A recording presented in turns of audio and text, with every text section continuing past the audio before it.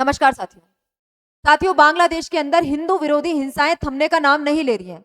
लगातार हिंदुओं को झूठे आरोपों में, चाहे वो ईश निंदा का आरोप हो या फिर जबरन वसूली का आरोप, उन्हें लगातार निशाना बनाने की कोशिश की जा रही है।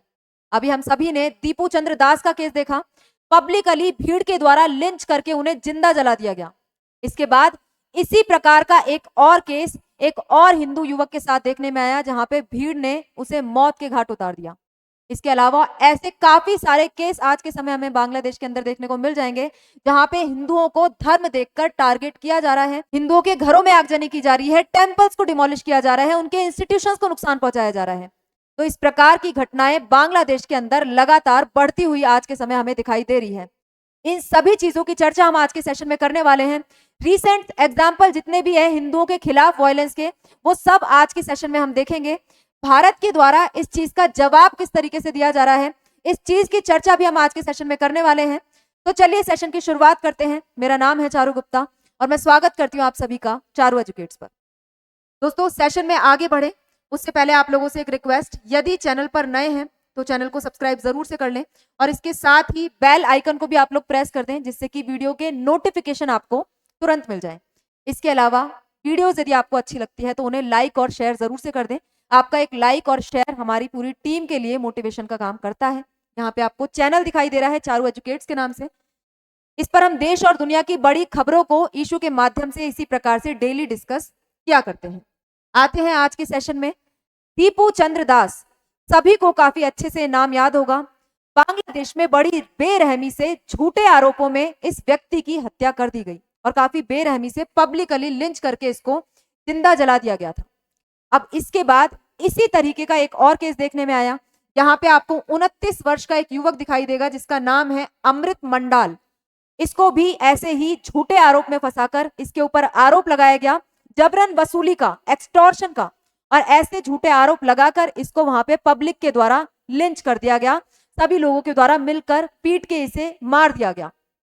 ऐसे केस बांग्लादेश में आज के समय लगातार बढ़ते जा रहे हैं। दीपू चंद्र दास का केस हो या फिर अमृत मंडाल का केस, यहाँ पे चीजें दिखाती हैं कि बांग्लादेश में वहां के कम्युनिटी के लोगों में हिंदू समुदाय के प्रति नफरत लगातार कितनी ज्यादा बढ़ती जा रही है। अब आप एक एक करके इस प्रकार के केसेस को देखिए कि किस तरह से हिंदू माइनॉरिटीज के खिलाफ अत्याचार बांग्लादेश में हाल ही के समय में किया गया है। यहाँ पे आपको हिंदू रिक्शा चालक दिखाई देगा। बिल्कुल गरीब सामान्य तबके के लोग हैं जो अपनी सामान्य जिंदगी बांग्लादेश के अंदर जीते हैं, और यहाँ पे इस रिक्शा चालक की गलती ये थी कि इसने हिंदू धर्म का एक सिंबल कलावा पहना हुआ था। हाथ में जो हम डोरी पहनते हैं वो इसके द्वारा पहनी गई थी, और वो देखते ही भीड़ के द्वारा इस पर फिर झूठा आरोप लगा दिया गया। किसी एक व्यक्ति ने कुछ कहा, दूसरे लोगों ने उसको सच मानकर इस व्यक्ति को भी पीटने का प्रयास किया गया, इसको जबरन घसीटा गया। इस तरीके की घटना भी इस व्यक्ति के साथ हुई है। इसके बाद आप और देखिए, बांग्लादेश के अंदर 7 हिंदू फैमिलीज के घरों में आगजनी कर दी गई, और यहाँ पे कुछ खबरें तो ऐसी भी निकल कर आ रही हैं कि इनके घरों में आग तो लगाई गई, इसके अलावा बाहर से गेट पे लॉक भी लगा दिया गया। गेट पे लॉक इसलिए लगाया ताकि वो लोग भाग ना सके, घर के अंदर ही जिंदा जल जाए। नफरत की भावना बांग्लादेश के अंदर इस वक्त हिंदुओं के प्रति काफी ज्यादा बढ़ती जा रही है। कट्टरपंथ इस वक्त बांग्लादेश में काफी ज्यादा हावी हो रहा है। हिंदुओं के खिलाफ, भारत के खिलाफ भारत विरोधी नारे बांग्लादेश में लगाए जा रहे हैं। यहाँ पे आप देख सकते हो 7 हिंदू फैमिलीज के घरों में आगजनी की गई। ये अभी की खबर है, और इससे कुछ समय पहले भी इसी प्रकार से हिंदू घरों में आगजनी के मामले सामने आए थे। यहाँ पे आप इमेजेस देख सकते हो कितनी बुरी तरह से हिंदुओं को टारगेट करके उनके घरों को जलाया जा रहा है। इसके अलावा ये जो आरोप इनके ऊपर लगाए जा रहे हैं, और यदि आप इनसे पूछोगे कि ऐसा काम इनके द्वारा क्यों किया जा रहा है, तो ये लोग झूठे आरोप यहाँ पे आपको बताएंगे कि इनके द्वारा ईश निंदा की गई है, पैगंबर मोहम्मद का मजाक उड़ाया गया है, उनके खिलाफ अपमानजनक बातें की गई है।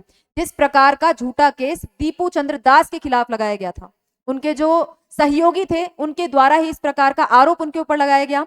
अफवाह इस तरीके की उड़ाई गई कि दीपू के द्वारा ऐसी बात कही गई है, जबकि ये सब पूरी तरीके से झूठ था।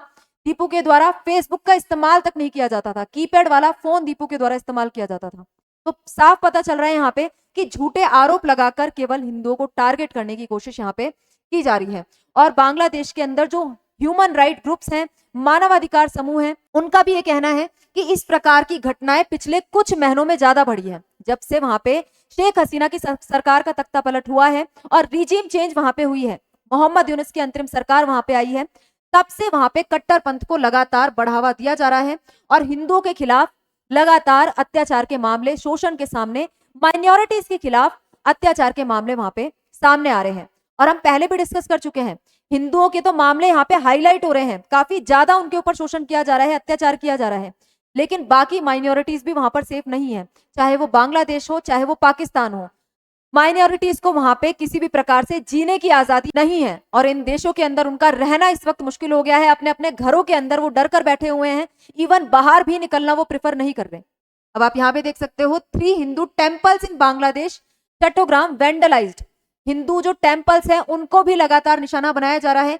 एक दुर्गा मंदिर को लेकर, एक दुर्गा टेम्पल को लेकर हमने पहले भी एक सेशन किया था कि एक छोटा सा दुर्गा मंदिर है, लेकिन लोगों की भावनाएं वहां पे काफी ज्यादा जुड़ी हुई थी और उस मंदिर को इलीगल जमीन को ऑक्यूपाई करने को लेकर निशाना बनाया गया था, उसको वेंडलाइज किया गया था। इसी प्रकार के काफी सारे केसेस बांग्लादेश में आए दिन देखने को मिल रहे हैं। हिंदू मंदिरों को वहां पे तहस नहस करने का काम कट्टरपंथी समूहों के द्वारा किया जा रहा है। इस तरीके से आप देख सकते हो हिंदू मंदिरों में जो मूर्तियां हैं उनको खंडित किया जा रहा है, कुछ मूर्तियों को बाहर पटक दिया जाता है और हिंदू लोगों के द्वारा, हिंदू अल्पसंख्यकों के द्वारा, हिंदू मंदिर के लोगों के द्वारा, संगठनों के द्वारा लगातार ये अपील की जा रही है कि हिंदू मंदिरों को बांग्लादेश के अंदर सेव किया जाए, इन्हें बचाया जाए। बांग्लादेश की सरकार इन्हें पूरी तरीके से तबाह कर देना चाहती है। इसके साथ ही हिंदुओं के द्वारा भारत से ऑफिशियली अपील भी की गई है कि हमें बचा लीजिए, बांग्लादेश के अंदर इस वक्त हमारा रहना काफी मुश्किल हो गया है। टीपू चंद्र दास के साथ जिस तरीके का व्यवहार किया गया, अमृत मांडाल के साथ जिस तरीके का व्यवहार किया गया, ऐसा ही चीज हमारे भी साथ भविष्य में हो सकती है। इसलिए भारत में हमें शरणार्थी के रूप में आने दिया जाए। इस प्रकार की अपील आज के समय बांग्लादेश के हिंदुओं के द्वारा भारत से ऑफिशियल तरीके से की जा रही है। अब बांग्लादेश के अंदर ऐसी अपील किया जाना जायज है क्योंकि यहाँ पे आप देख सकते हो 258 कम्युनल अटैक्स बांग्लादेश के अंदर जनवरी 2025 से जून 2025 के बीच में हुए हैं। मतलब 2025 की पहली छमाही के अंदर 258 कम्युनल अटैक्स, सांप्रदायिक हमले बांग्लादेश के अंदर देखने में मिले हैं, जिसमें हिंदुओं को सबसे ज्यादा टारगेट किया गया है। और इन 258 केसेस के अंदर से 20 इंसिडेंट रेप के हैं और 59 अटैक्स प्लेसेस ऑफ वर्शिप यानी मंदिरों को टारगेट बनाया गया है। तो बांग्लादेश में इस प्रकार से हिंदुओं को जनवरी से या फिर शेख हसीना के तख्ता पलट के बाद से ही, अगस्त 2024 में जब से शेख हसीना की सरकार गई है, तब से ही निशाना लगातार बनाया जा रहा है। बांग्लादेश की ढाका यूनिवर्सिटी में भारत के खिलाफ आज भी नारेबाजी की जा रही है, प्रदर्शन किए जा रहे हैं और हादी के हत्यारों को सजा देने की मांग की जा रही है। बांग्लादेश के लोगों को, बांग्लादेश के छात्रों को इस प्रकार से लगता है कि भारत के द्वारा हादी की हत्या करवाई गई थी, क्योंकि भारत हादी जो था, उस्मान हादी, जिसकी 3 अज्ञात हथियारबंद लोगों ने हत्या की थी, वो भारत विरोधी था, शेख हसीना विरोधी था। इस वजह से बांग्लादेश के लोगों को यह लगता है कि भारत ने ये सब काम कराया है। बांग्लादेश में हिंसा भड़की है तो भारत की वजह से भड़की है, भारत के द्वारा बांग्लादेश को अस्थिर करने का प्रयास किया जा रहा है। लेकिन ये सारे ही दावे झूठ है। भारत तो खुद चाहता है कि बांग्लादेश के अंदर सामान्य तरीके से, शांतिपूर्ण तरीके से चुनाव संपन्न कराए जाए और बांग्लादेश में एक स्थायी सरकार की स्थापना हो, एक ऐसी सरकार की स्थापना हो जो बांग्लादेश में लोकतंत्र को स्थापित करे और उस सरकार के द्वारा बांग्लादेश में स्थिरता लाई जाए। साथ ही बांग्लादेश में होने वाले हिंदू माइनॉरिटीज पर और अदर माइनॉरिटी पर होने वाले अत्याचारों पर ध्यान केंद्रित किया जाए। अब बांग्लादेश की जहां तक बात है, 1650 करोड़ की लगभग बांग्लादेश की आबादी है, जिसके अंदर से 8.5% की हिंदू आबादी 2011 में बांग्लादेश में हुआ करती थी, जो कि 2022 में घटकर 8% रह गई है। आप इस डेटा से अंदाजा लगा सकते हो कि हिंदुओं पर कितने अत्याचार वहां पे किए जा रहे हैं और इन्हीं अत्याचारों की वजह से हिंदू यहाँ से लगातार गायब होते जा रहे हैं, आसपास के देशों में शरण ले रहे हैं और हिंदुओं की आबादी यहाँ पे लगातार घटती जा रही है।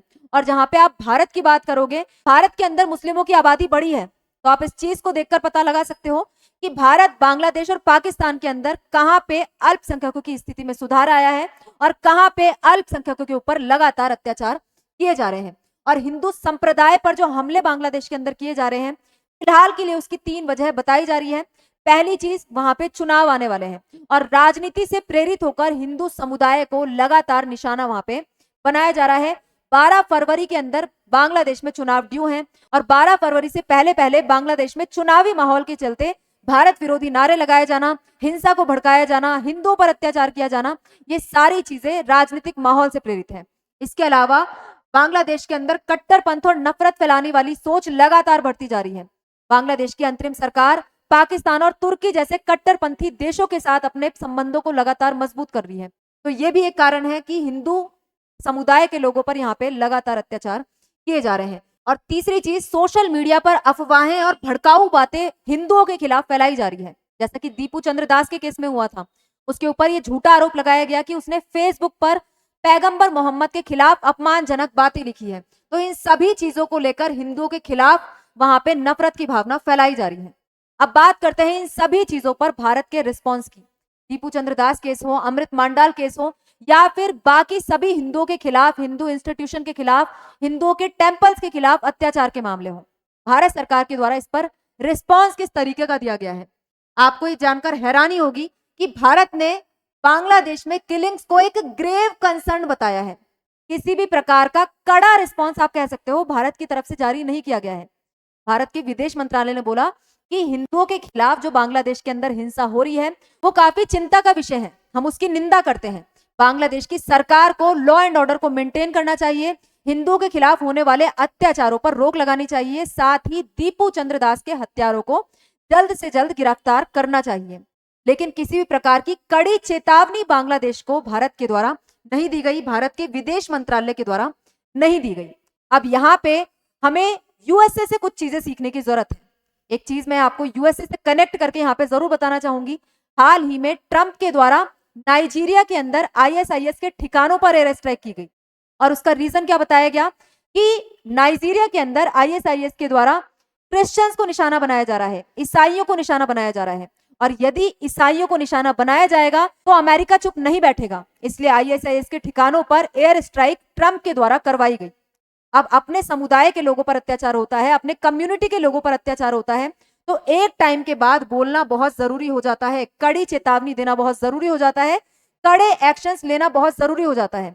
जिस प्रकार का एक्शन ट्रंप के द्वारा लिया गया नाइजीरिया में आईएसआईएस के खिलाफ, उसी प्रकार का कुछ एक्शन, एटलीस्ट कड़े शब्दों में चेतावनी तो हम बांग्लादेश को दे ही सकते थे। इस प्रकार से सॉफ्ट रिस्पॉन्स बांग्लादेश की तरफ कब तक हमारी सरकार के द्वारा रखा जाएगा। बांग्लादेश आज के समय भारत विरोधी गतिविधियों में पूरी तरीके से संलग्न है। भारत के 7 सिस्टर्स को लेकर आए दिन भड़काऊ बयान बांग्लादेश के छात्र नेताओं के द्वारा, बांग्लादेश की अंतरिम सरकार के द्वारा दिए जाते हैं। तो आज ये जरूरी हो गया है कि बांग्लादेश को उसकी जगह दिखाई जाए, और स्पेशली जब बांग्लादेश के अंदर चुनाव ड्यू हैं, तो चुनाव के बाद भी जो सरकार आती है वो इसी प्रकार का रवैया भारत के खिलाफ रखती है, भारत के प्रति रखती है, तो बांग्लादेश को जवाब देना भारत के लिए काफी जरूरी हो जाएगा। इस प्रकार की डिप्लोमेसी की भाषा समझना, इस प्रकार की बातचीत की भाषा समझना, सॉफ्ट डिप्लोमेसी समझना बांग्लादेश ने आज के समय बंद कर दिया है। आप लोग इस मुद्दे पर क्या मानते हैं? क्या भारत का रिस्पॉन्स बांग्लादेश के प्रति और कड़ा होना चाहिए? बांग्लादेश को कड़े शब्दों में चेतावनी या फिर मिलिट्री एक्शन की चेतावनी भारत के द्वारा दी जानी चाहिए? बांग्लादेश को उसकी जगह दिखाने की क्या आज के समय हमें जरूरत है? अपनी राय कमेंट बॉक्स में जरूर से बताइएगा। आज के सेशन में इतना ही, मिलते हैं और किसी नए मुद्दे के साथ नई वीडियो में। आपको यदि सेशन अच्छा लगता है तो जरूर से उसको लाइक और शेयर कर दीजिएगा, और अगेन यदि चैनल पर नए हैं तो उसको सब्सक्राइब जरूर से कर लें, और बेल आइकन को भी आप लोग प्रेस कर सकते हैं। आज के सेशन में इतना ही। जय हिंद, जय भारत।